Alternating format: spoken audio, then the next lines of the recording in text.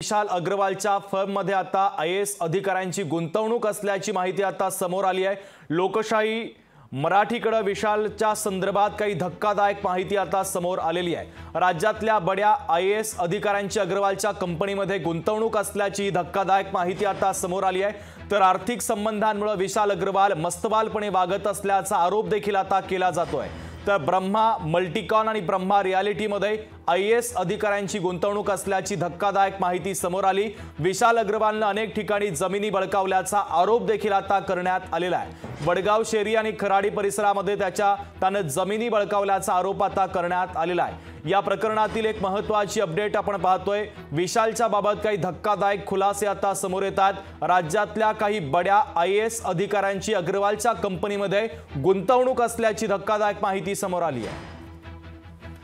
राष्ट्रवादी शरदचंद्र पवार पक्षाच्या नेत्या सक्षना सलगर आपल्याशी जोडल्या जातात, त्यांच्यासोबत देखील चर्चा करूया। सक्षनाजी, स्वागत आहे लोकशाहीमध्ये तुमचं।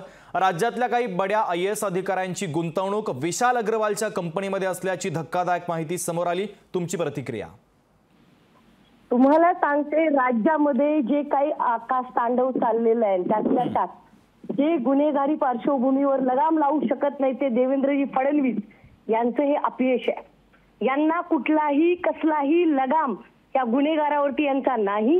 उलट तो एका मोठ्या उच्चभ्रू घरात, उच्चभ्रू म्हणजे पैशाने श्रीमंत असेल, संस्कारहीन अशी मुलं जे वागतायत की त्यांच्या वडिलांमुळे त्यांना पोलिसांचा म्हणजेच गृह खात्याचा बरदास्त आहे। यांना यांच्या मुसक्या आवळल्या पाहिजे, यांना लगाम लावला पाहिजे। आणि जे अधिकारी ह्याच्यामध्ये गुंतलेले आहेत, जे की आता आपल्याला दिवसभरामध्ये माहिती मिळते की एक अधिकारी IAS असतील की त्यांच्या कंपनीमध्ये त्यांच्या गुंतवणूक आहेत, याचा निश्चितच राजकारणाशी, देवेंद्रजींशी आणि जो आमदार अजितदादा गटाचा तिथे गेला होता या लोकांचा संबंध आहे हे स्पष्ट होतंय। निश्चित सक्षनाजी, तुमची महत्त्वाची प्रतिक्रिया बातमीच्या संदर्भातली पोहोचलेली आहे। तुर्तास धन्यवाद, तुम्ही लोकशाही सोबत संवाद साधला त्याबद्दल।